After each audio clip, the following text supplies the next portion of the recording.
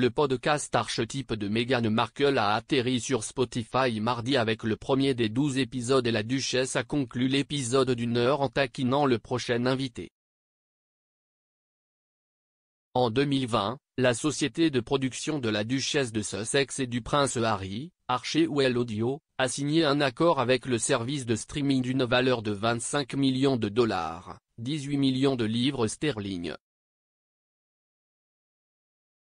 Le podcast a reçu des critiques négatives, James Marriott du Times lui attribuant une étoile sur 5 et Celia Walden du Telegraph l'appelant juste une autre façon de parler d'elle-même.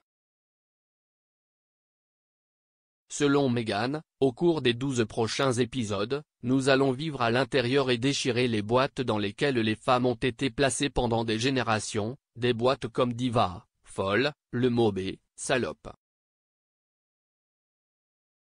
Certains de ces mots, ces étiquettes, sont durs.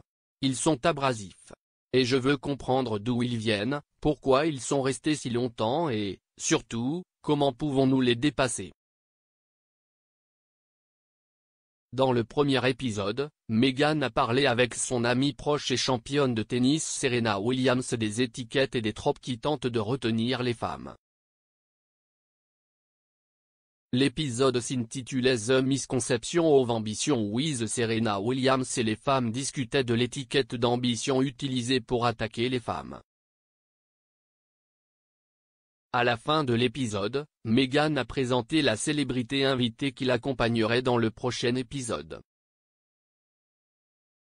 La duchesse a déclaré « J'ai hâte de discuter à nouveau avec vous la semaine prochaine lorsque nous entendrons la seule et unique la la la la la.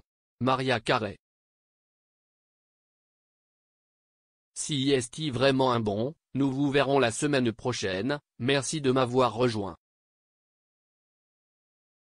Comme toujours, je suis Meghan. L'animateur de GB News, Dan Voton, n'a pas pu s'empêcher de viser la duchesse de Cambridge et son nouveau podcast Spotify.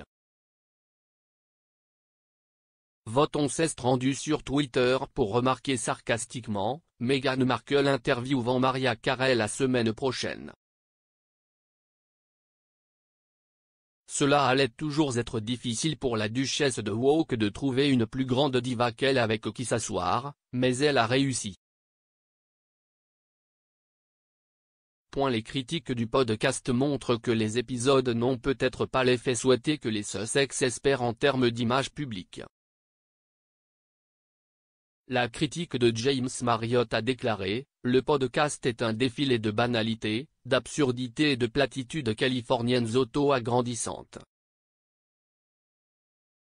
L'effet de toute la musique tintante et de la conversation insipide est de vous donner l'impression d'être enfermé dans la salle de relaxation d'un spa de bien-être avec un instructeur de yoga inhabituellement impliqué. »